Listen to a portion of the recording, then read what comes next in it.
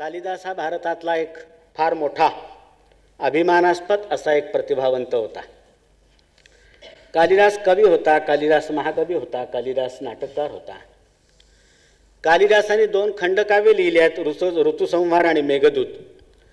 कालिदासाने 2 महाकाव्य लिहिली आहेत, कुमारसंभव आणि रघुवंश. आणि कालिदासाने 3 नाटकं लिहिली आहेत, मालविकाग्निमित्र, विक्रमोर्वशीयम आणि अभिज्ञान शाकुंतल. याखेरीज 2 काव्यांना कालिदासांनी मदत केल्याचा उल्लेख आहे. ते म्हणजे कुंतलेश्वर दौत्य आणि प्रवरसेनाचं सेतुबंध नावाचं महाकाव्य प्राकृतातलं. एवढं प्रचंड वाङ्मयीन कर्तृत्व असणारा हा कवी आहे. त्याच्याबद्दल आपण अतिशय कौतुकाने बोलतो. याचं कारण असं आहे की आपले जे स्वामी होते यापूर्वीचे, ते त्याच्याबद्दल जाहीरपणे कौतुकाने बोललेले होते. कालिदासाच्या शाकुंतल नाटकाच्या 4थ्या अंकाचं त्याला जमेल असं भाषांतर विल्यम जोन्सनी 1789 केलं. आणि ते विद्रूप भाषांतर वाचून सुद्धा जागतिक रसिकता स्तिमित होऊन गेली. आणि मग आमच्या राज्यकर्त्यांच्या तोंडून गौरवोद्गार बाहेर पडलेत की कालिदास हा भारताचा शेक्सपियर आहे. कालिदास हा भारताचा शेक्सपियर आहे, हा कालिदासाचा गौरव आहे असं मानण्याचा तो काळ होता. त्यामुळे आपण त्याच्यामध्ये भूषण मानलं. परंतु शेक्सपियर हा इंग्लंडचा कालिदास आहे असं म्हणणाऱ्या नव्या काळामध्ये आज आपण वावरतो आहोत, याचा आपण भान विसरू नये. मित्रांनो, कालिदास आणि शेक्सपियर यांची तुलना भीतभीतच केली पाहिजे. याचं कारण असं आहे की शेक्सपियरच्या नाट्यकृती कितीतरी, कालिदासाच्या 3च. शेक्सपियरच्या नाट्यकृतीमध्ये येणारं जे अनुभव विश्व आहे त्याच्या वैचित्र्य कितीतरी, त्याच्यामध्ये जी पात्रं आहेत त्या पात्रांमध्ये कितीतरी वैविध्य. त्या मानाने कालिदासाची नाटकं सीमित, त्यामधली पात्र सीमित, आणि सामान्यपणे त्याच्यामध्ये प्रगट झालेला जो जीवनानुभव आहे त्याच्यामध्ये फारसा फरक नाही. परंतु तरीसुद्धा कालिदास हा श्रेष्ठ नाटककार होता. मला आपल्याला सांगू द्या की कालिदास हा भारतातला पहिला कवी नाही, कालिदास हा भारतातला पहिला महाकवी नाही, आणि कालिदास हा भारतातला पहिला नाटककारही नाही. भारतातला पहिला कवी ज्यांनी ऋग्वेदाचं पहिलं सूक्त निर्माण केलं असेल, भारतातला पहिला महाकवी ज्याने रामायण नावाचं महाकाव्य लिहिलं, आणि भारतातला पहिला नाटककार, उपलब्ध पहिला नाटककार म्हणजे अश्वघोष आणि त्यानंतर भास, आत्ता त्यानंतर कालिदास. पण हा जरी पहिला कवी, पहिला नाटककार, पहिला महाकवी नसला तरी हा भारतातला श्रेष्ठ कवी आहे, श्रेष्ठ महाकवी आहे आणि श्रेष्ठ नाटककार आहे, हे बाकी निर्विवाद आहे. असं म्हणतात की कालिदासाने फक्त मेघदूत नावाचं 1 खंडकाव्य लिहिलं असतं तरी तो अजरामर झाला असता. असं म्हणतात की कालिदासाने कुमारसंभव नावाचं 1 महाकाव्य लिहिलं असतं तरी तो अमर झाला असता. आणि असं म्हणतात की कालिदासाने शाकुंतल नावाचं 1 नाटक जरी लिहिलं असतं तरी तो जगातला श्रेष्ठ नाटककारांमध्ये समाविष्ट झाला असता. एक कलाकृती निर्माण करून सुद्धा जागतिक रसिकतेची संमती मिळवणं, मान्यता मिळवणं, यासाठी लागणारं जे प्रतिभा सामर्थ्य आहे ते कालिदासाजवळ आहे, याचीच एक प्रकारची कबुली आपण यात देत असतो. कालिदास हा फार मोठा कवी होता, नाटककार होता. त्याची जी 3 नाटकं आहेत त्या 3 नाटकांपैकी पहिलं नाटक जे आहे मालविकाग्निमित्र, मित्रांनो, त्या नाटकाची जी नायिका आहे ती विदर्भाची राजकन्या आहे. त्या नाटकाचा जो नायक आहे तो विदिशेचा राजपुत्र आहे. आणि विदिशा आणि विदर्भ या 2 राजघराण्यांचं संगम या विवाह संबंधाच्या निमित्ताने झाला. आणि म्हणून कालिदासाने त्याचं पहिलं नाटक हे विदर्भाच्या राजकन्येवर लिहिलं. याचा आम्हाला अभिमान आहे. याचं कारण असं आहे की विदर्भ हा पूर्वी अनेक गोष्टींकरता प्रसिद्ध होता. तो चांगल्या चांगल्या देखण्या राजकन्यांकरता विशेष प्रसिद्ध होता. याचा आम्हाला अभिमान आहे. आता ते दिवस राहिले नाहीत, त्याला आमचा इलाज नाही. परंतु पहिली उपलब्ध राजकन्या जी आहे लोपामुद्रा, ती विदर्भाची होती. जिने अगस्तीशी लग्न केलं ती विदर्भाची होती. रामचंद्राची जी आजी होती इंदुमती, ती विदर्भाची होती. अजाची बायको म्हणजे दशरथाची आई, ती विदर्भाची होती. रुक्मिणी विदर्भाची होती. दमयंती विदर्भाची होती. ही सगळी नावं तुम्ही ऐकली असतील. मालविका ही विदर्भाची होती. आणि सगळ्यात शेवटचा उल्लेख करायचा झाला तर जिजामाता ही विदर्भाची होती. म्हणजे जे महापुरुष उत्पन्न झाले त्या महापुरुषांचं महापुरुषत्व प्रगट होण्या अगोदर ओळखण्याची ताकद विदर्भाच्या राजकन्यांमध्ये सौंदर्याबरोबरच काही काळामध्ये होती. हे आपल्या लक्षात येईल. हे जे पहिलं नाटक आहे, हे पहिलं नाटक कालिदासाने जेव्हा रंगभूमीवर आणलं तेव्हा त्यांनी ते भीतभीत आणलं. याचं कारण असं की तत्पूर्वी भारतीय रंगमंचावर कालिदासापेक्षाही मोठ्या नाटककारांचा फार प्रभाव होता. त्या 3 नाटककारांचा कालिदासाने आपल्या नाटकाच्या प्रस्तावनेमध्येच उल्लेख केलेला आहे. त्याला प्रश्न असा विचारला गेला की कालिदास नावाच्या एका नूतन नाटककाराचं हे नाटक तुम्ही का घेतात? भास, सौमिल्य आणि कविपुत्र यासारखे दिग्गज नाटककार उपलब्ध असताना कालिदासासारख्या नव्या नाटककाराचं नाटक घेण्याची गरज काय? त्यावेळेला सूत्रधाराच्या तोंडून कालिदासाला एक प्रकारे आत्मसमर्थन करावं लागलं की पुराण मिथ्येव न साधू सर्वम नचापि काव्यम नवमित्यवद्यम संत परीक्षान्यतरत भजनते मूढ परप्रत्ययनेय बुद्धी.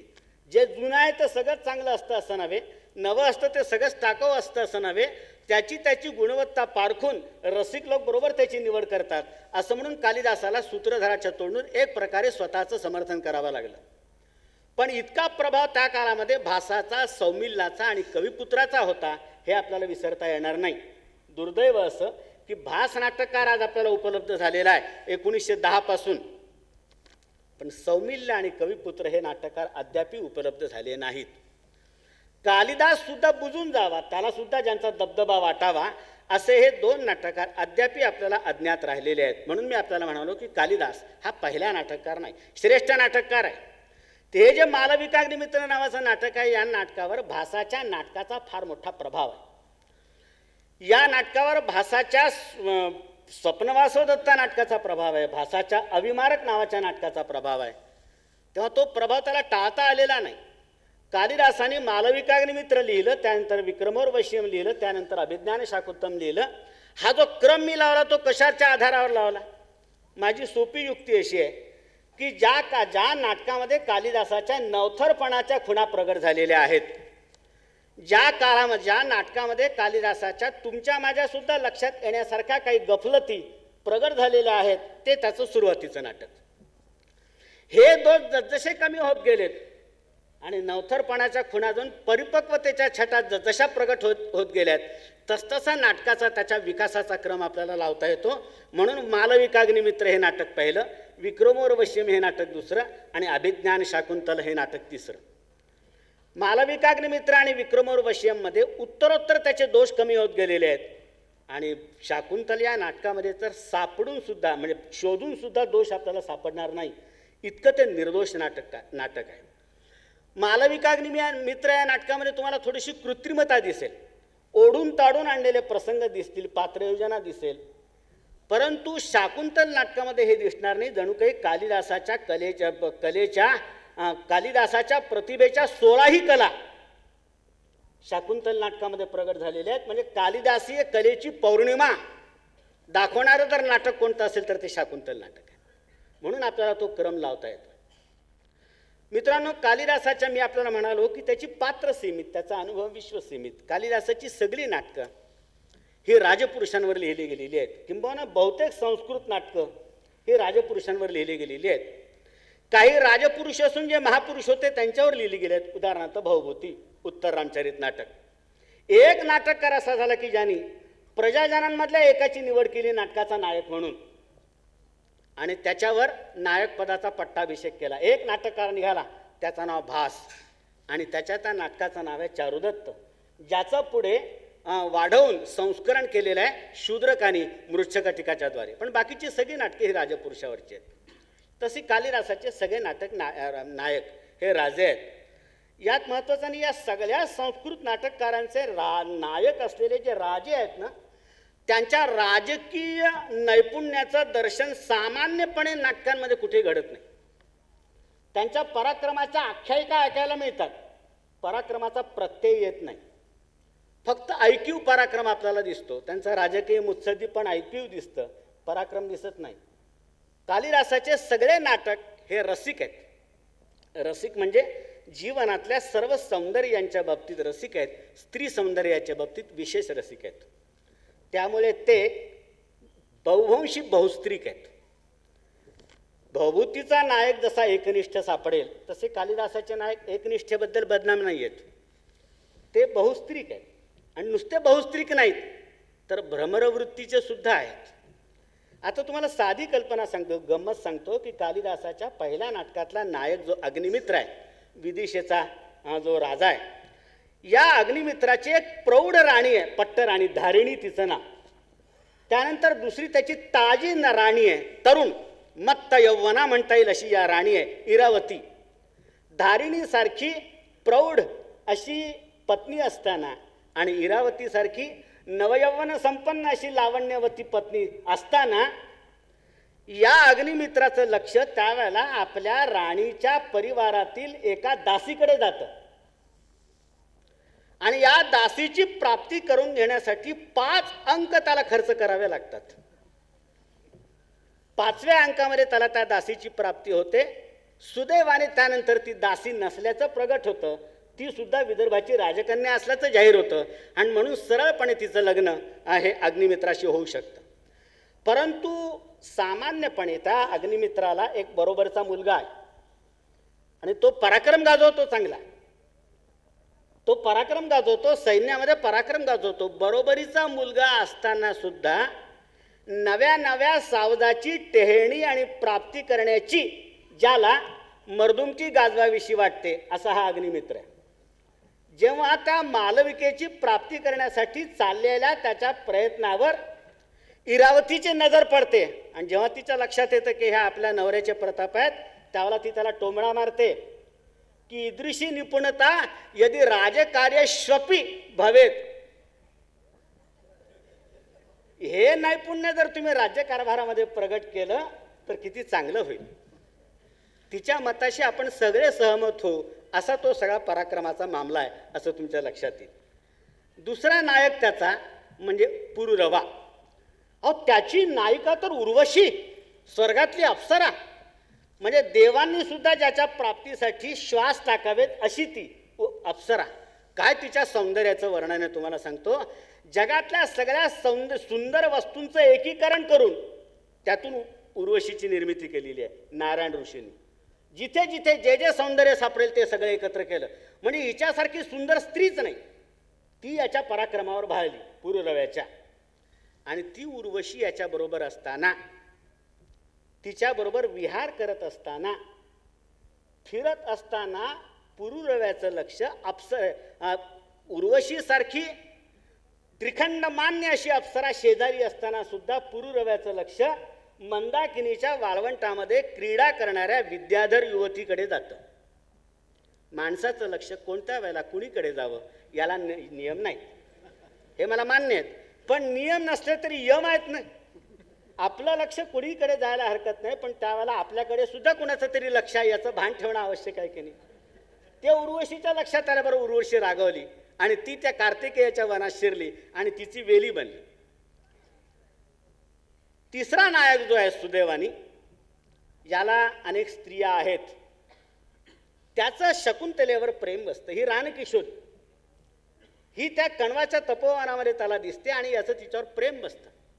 याचं तिच्यावर प्रेम बसतं याला आक्षेप नाही. पण त्याचा मित्र जो माढव्य आहे तो असं म्हणतो की ज्याप्रमाणे तऱ्हेतऱ्हेचे मेवा मिठाई खाऊन, सुका मेवा खाऊन एखाद्या माणसाला चिंच खाण्याची अभिलाषा उत्पन्न व्हावी, त्याप्रमाणे अंतःपुरातल्या सर्व राजस्त्रियांचा उपभोग घेतल्यानंतर तुला या जंगली पोरीबद्दल अभिलाषा उत्पन्न झालेली आहे.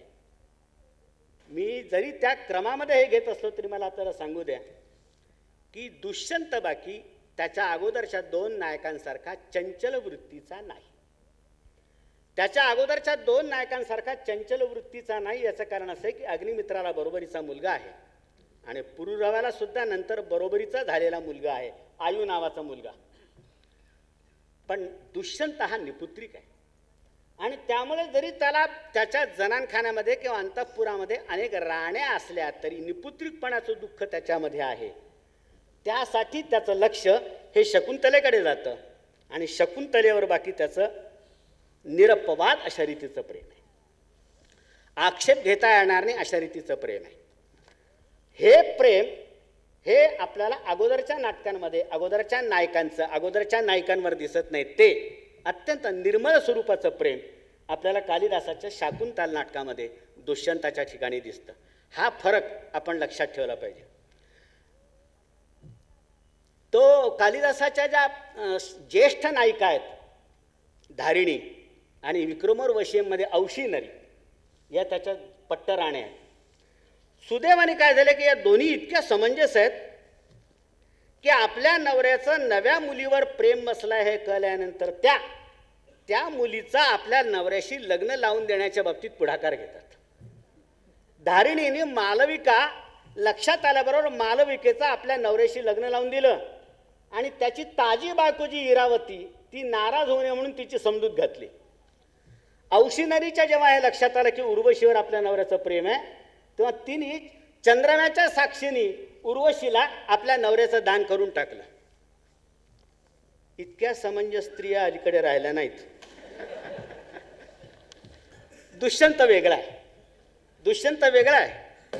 ज्यावेळेला शकुंतलेवरचं त्याचं प्रेम प्रगट होतं त्यावेळेला शकुंतलेच्या सख्या असतात त्या त्याला विनंती करतात की ही माणची मैत्रीण पहिल्यांदा तुमच्याकडे येते, तुमच्या अंतःपुरामध्ये बऱ्याच स्त्रिया असतात असं आम्ही ऐकतो. या मुलीवर त्यांच्यामुळे अन्याय होऊ नये एवढीच फक्त आमची इच्छा असणे स्वाभाविक आहे. त्यावेळेला तो त्यांना आश्वासन देतो की लक्षात ठेवा शकुंतलेवर माझं इतकं प्रेम आहे की परिग्रह बहुत्वेपी द्वे प्रतिष्ठे कुलस्य मे समुद्र वसना चोरवी सखीच युवयोरिव. लक्षात ठेवा की माझ्या अंतःपुरामध्ये अनेक स्त्री आहेत, ती गोष्ट खरी असली तरी माझ्या कुळाच्या प्रतिष्ठा मी दोनच मानतो. ज्या पृथ्वीचं मी रक्षण करतो ती पृथ्वी आणि दुसरी तुमची मैत्रीण. आणि खरोखर शकुंतलेवर त्यांनी तसं प्रेम केलेलं आहे. मी आपल्याला म्हणालो की कालिदासाचे नायक चंचल आहेत, भ्रमरवृत्तीचे आहेत. दुष्यंतावर सुद्धा तसा आरोप खुद्द त्याच्या बायकोनीच केलेला आहे. तिचं नाव हंसपदिका. 5व्या अंकाच्या सुरुवातीला हंसपदिकेने त्याच्यावर आरोप केलेला आहे. भ्रमरावर तिने एक गीत रचलं. त्यांनी सांगितलं की कमलामध्ये वास्तव्य करून नव्या आम्रमंजरीवर तू लुब्ध झालास आणि कमलाला विसरून गेलास. त्यावेळेला दुष्यंताला बरोबर कळलं की वसुमतीमुळे आपण हंसपदिकेला विसरून गेलो याबद्दलचा टोमणा तिने आपल्याला मारलेला आहे. त्यावेळेला त्याच्याही लक्षात राहिलं नाही की वसुमतीला सुद्धा विसर पाडणारं असं एक नवीन पात्र शकुंतलेच्या रूपाने त्याच्या आयुष्यामध्ये आलेलं आहे. भ्रमरवृत्तीचा आरोप त्याच्यावर झालेला आहे, परंतु तो दुष्यंत हा खरोखरच एक अत्यंत सभ्य माणूस आहे. शाकुंतलातला शब्द वापरायचा झाला आर्य पुरुष आहे. या आर्य शब्दाचा जो उपयोग केलेला स्वतः दुष्यंतानी शाकुंतलामध्ये. मित्रांनो, जेंटलमन या शब्दामध्ये ज्या अर्थछटा आपल्याला अभिप्रेत आहेत त्या सगळ्या अर्थछटा सामावून घेण्याची ताकद एका शब्दामध्ये आहे, तो म्हणजे आर्य. हा आर्य शब्द तो स्वतःला उद्देशून वापरतो. ज्यावेळेला शकुंतलेला तो पाहतो त्यावेळेला त्याच्या मनामध्ये येते की शकुंतला ही जर कण्वाची औरस मुलगी असेल तर हिच्याबद्दलचा अभिलाष आपल्या अंतःकरणामध्ये उत्पन्न होणं अधर्माचं आहे. क्षत्रिय राजपुरुषाला ब्रह्मकन्येबद्दल अभिलाष उत्पन्न होणं हे पातक आहे. पण तो म्हणतो की हे शक्य नाही. असंशयम क्षत्र परिग्रह क्षमा यदार्यमस्याम अभिलाषी मे मना. माझ्या आर्य अंतःकरणात ज्या अर्थी हिच्याबद्दलचा अभिलाष उत्पन्न झाला आहे त्या अर्थी ही क्षत्रियाशी विवाह करण्याच्या बाबतीत उचित आहे. ही क्षात्रकन्या आहे, ब्रह्मकन्या नाही. कशावरून? तो म्हणतो सताम ही संदेह पदेषु वस्तुषु प्रमाण अंतःकरण प्रवृत्तया. सज्जन माणसाच्या आयुष्यामध्ये जेव्हा कसोटीचे प्रश्न उत्पन्न होतात तेव्हा त्याच्या अंतःकरण प्रवृत्तीचा जो कौल असेल तो त्यांनी शेवटचा मानला पाहिजे. माझं मन मला सांगतं की क्षात्रकन्या आहे. हा आर्य शब्द त्यांनी वापरलाय. हा आर्यत्व सिद्ध सुद्धा झालाय. 5व्या अंकामध्ये त्याच्या राजसभेमध्ये जेव्हा शकुंतला येते त्याची राणी म्हणून त्याच्या आयुष्यामध्ये प्रविष्ट होण्याची स्वप्न पाहत ती जेव्हा हस्तिनापूरच्या राजप्रासामध्ये प्रवेश करते त्यावेळेला तिने अवगुंठन घेतलेलं असतं. तिच्याबरोबर ऋषिकुमार असतात, गौतमी आत्या असते. त्यावेळेला त्या विरळ पडद्याच्या आड दिसणारं तिचं जे लावण्य ते लावण्य इतकं अप्रतिम असतं की ते कंचुकी म्हणतो राजाला की जरी झाकलेलं आहे तरी मला असं वाटतं की पोरगी अप्रतिम देखणी असली पाहिजे. तर राजाने काय म्हणावं? राजा म्हणता असेल पण अनिर्वर्ण नियम परकलत्रम. परस्त्रीकडे पाहणं हे सभ्य पुरुषाला शोभत नाही. हा त्याच्या आर्यत्वाचा पुरावा. ही शकुंतला आहे. शकुंतला आपली प्रियतमा आहे, आपल्या मुलाची आई आहे. याची जोपर्यंत खात्री पटत नाही तोपर्यंत ती परस्त्री आहे आणि जोपर्यंत ती परस्त्री स्त्री आहे तोपर्यंत तिच्याकडे पाहणं आपल्याला शोभणार नाही, असं मानणारा हा पहिला नायक कालिदासाने आपल्या तिसऱ्या नाटकामध्ये उत्पन्न केलेला आहे. मित्रांनो, कालिदासाची बदनामी आहे की तो शृंगाराचा कवी आहे म्हणून.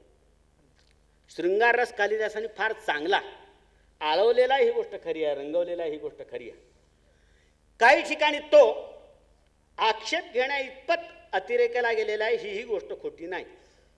मेघदूतामध्ये काही ठिकाणी, कुमार संभवामध्ये तर शंकर पार्वतीच्या क्रीडेचं वर्णन करताना कालिदास वाहवला आहे, ही गोष्ट खोटी नाही. शंकर पार्वतीचा शृंगार, एकदा लग्न झाल्यानंतर शंकर पार्वतीचा शृंगार कालिदासानी इतक्या रसिलेपणाने रंगवलेला आहे की तो वाचताना माणसाच्या अंतःकरणामध्ये कुठेही वासनेची लकेर उत्पन्न झाली तर तो कवीचा दोष मानावा. म्हणून आनंदवर्धनांनी लिहिलेलं आहे की शंकर पार्वती सारख्यांचा शृंगार रंगवणं म्हणजे स्वतःच्या माता पित्यांचा शृंगार रंगवण्यासारखा आहे. कालिदासाच्या हातून तो अपराध घडलेला आहे. कुमार संभवामध्ये, मेघदूतामध्ये, काही नाटकांमध्ये घडलेला आहे, हे मला मान्य आहे. परंतु शाकुंतलामध्ये दिसणारा जो कालिदास आहे, रघुवंशामध्ये दिसणारा जो कालिदास आहे, मला आपल्याला सांगू द्या की त्याचा भर शारीर शृंगारावर नाही आहे. सर्व संस्कृत काव्यामध्ये प्रेम जे आहे ते प्राथम्याने आणि प्राधान्याने शारीर आकर्षणावर आधारलेलंच प्रेम. प्रेमाचं चित्रण ज्या कोणा कवीने केलं असेल ते शरीराचंच आहे, शरीराच्या मिलनाचंच आहे, शरीराच्या मिलनेबद्दल उत्पन्न झालेल्या ओढीचंच आहे. अंतःकरणाचा अद्वैत हे जे प्रेमाचं पवित्र स्वरूप आहे तिथपर्यंत सामान्यपणे कवी पोचलेला नाही आहे. कालिदास पोचलेला आहे आणि तो शाकुंतल नाटकामध्ये पोचलेला आहे. तिसऱ्या अंकामध्ये तुम्हाला सांगतो की ज्या वेळेला शकुंतला ही दुष्यंताच्या प्रेमामध्ये पडलेली असते आणि दुष्यंताला आता तिच्या प्रेमाची प्रचिती आली, तिच्या प्रेमाची साक्ष पटली आणि त्याच वेळेला तिला सुद्धा दुष्यंताच्या प्रेमाची साक्ष पटली, त्यावेळेला तिच्या ज्या सुजाण मैत्रिणी असतात, अननुभवी असल्यात तरी या दोघांना त्या मालिनी नदी काठच्या लताकुंजामध्ये एकटं सोडून देतात आणि त्या तिथून निघून जातात. समंजसपणाने दीर्घापांग नावाच्या हरिण शावकाचा शोध लावण्याच्या मिशानी त्या दोघीजणी तिथून समंजसपणे निघून जातात. आणि हे दोघंजण ज्यांच्या प्रेमाची नूतन साक्ष परस्परांच्या अंतःकरणाला नुकतीच पटलेली आहे असे दोघेजण त्या लताकुंजामध्ये राहतात. मालिनी नदीचं वाळवंट, त्याच्यावरचा लताकुंज, त्या ठिकाणचा एकांत आणि नुकतीच परस्परांच्या प्रेमाची पटलेली ताजी साक्ष, अशा अवस्थेत घाबरून शकुंतला तिथून जायला निघते. त्यावेळेला दुष्यंत तिला अडवतो. ते आपल्या मैत्रिणींना म्हणते की अगं, माझ्या संरक्षणाकरता तुमच्या दोघींपैकी कुणीतरी एक तरी थांबा. तेव्हा त्या म्हणतात, अगं पृथिव्या यश शरणम सतव समीपे वर्तते. जो सगळा पृथ्वीचं संरक्षण करतो तू तुझ्या आता जवळ आहे, तुला आमच्या संरक्षणाची गरज काय. तरी सुद्धा तिला राहवत नाही. रानकिशोरी असते, प्रेमाच्या बाबतीत अननुभवी असते. जरी शरीर तप्त झालेलं असलं तरी मन संस्कारित असतं, त्याच्यामुळे धैर्य होत नाही. ती जायला निघते तेव्हा दुष्यंत तिला अडवतो आणि तो म्हणतो, अलम आवेगन ननु अयम आराधयिता जनस्तव समीपे वर्तते. आता जास्ती हे करू नकोस, तुझ्यावर प्रेम करणारा तुझा प्रियतम तुझ्या समोर उभा आहे. त्यावेळेला ती म्हणते की तू एक लक्षात ठेव राजा, मी पराधीन आहे. मी पराधीन आहे, तेव्हा स्वतःचा निर्णय मी घेऊ शकत नाही, तेव्हा मला तू जाण्याची परवानगी दे. तो असं म्हणतो, मी तुला परवानगी देईन केव्हा, ज्यावेळेला तुझे लालस आणि ओलसर असे ओठ आहेत, त्या ओठांचा मी आस्वाद घेईन, त्यानंतर मी तुला परवानगी देईन. एवढं बोलत नाही. मान वळवलेल्या शकुंतलेची मान एका हाताने तो आपल्याकडे वळवतो, तिची हनुवटी धरतो, तोंड वर करतो आणि थरथरणारे तिचे ओठ जे आहेत त्या ओठांकडे लालसपणानं पाहतो. आणि आता तो त्या दोघांच्या कानावर एक हाक पडते, चक्रवाक वधूके उपस्थिता रजनी निमंत्रेस्व सहचरम. अगं चक्रवाक वधू, बेटा आपल्या प्रियकराचा निरोप घे, कारण रात्र व्हायला आलेली आहे. पटकन दोघजण एकमेकांपासून दूर होतात आणि ती म्हणते की गौतमी आता येते, तुम्ही कुठेतरी लपून राहा. आणि कालिदासाने त्या दोघांनी बाजूला सारलेला आहे. परस्परांबद्दलच्या ओढीने तप्त झालेल्या शरीराची दोन माणसं एकत्र येतात काय. आपला स्वप्नपूर्तीचा क्षण आता आपल्या ओठाशी आलेला आहे. असं समजतात काय आणि त्याच वेळेला त्यांना परस्परांपासून भिन्न करतो काय, कालिदासाला हे भान शाकुंतल नाटकामध्ये आलेलं आहे. आणि त्यामुळे खरं म्हणजे कालिदासासारख्या शृंगार लालस कवीला ही केवढी मोठी संधी होती आणि केवढा मोठा वाव होता. आणि कालिदासाने तुम्हा सर्व प्रेक्षकांच्या आणि रसिकांची निराशा करून हा संयम साधलेला आहे. हा संयम साधलेला आहे हे आपण कृपा करून लक्षात घ्या. मित्रांनो, 4थ्या अंकात त्यानंतर शकुंतला आपला आश्रम सोडते आणि 5व्या अंकात ती हस्तिनापूरला प्रवेश करते दुष्यंताच्या राजवाड्यामध्ये. आणि त्याच्या आयुष्यामध्ये प्रवेश करण्याच्या तयारीने ते दुष्यंताच्या राजवाड्यामध्ये प्रवेश करते. त्या ठिकाणी दुष्यंत तिला ओळखत नाही. दुष्यंत बेजबाबदार नसतो, बदमाश नसतो, लबाड नसतो, नंतर भानावर आलेला नसतो. आपण गेलो अरण्यामध्ये सहलीला आणि तिच्या हातून तिथे आपल्या हातून झालेल्या चुकीचा आठवण त्याला आता नकोशी झालेली असते म्हणून तो बोलत नाही. त्याला खरोखरच आठवत नाही.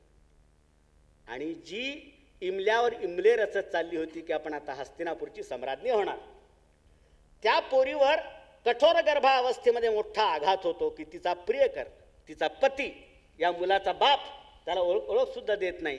ती बिचारी अपमानित होऊन परत जाते. ती अपमानित होऊन परत जाते. 6व्या अंकाच्या सुरुवातीला दुष्यंताला अंगठी सापडते.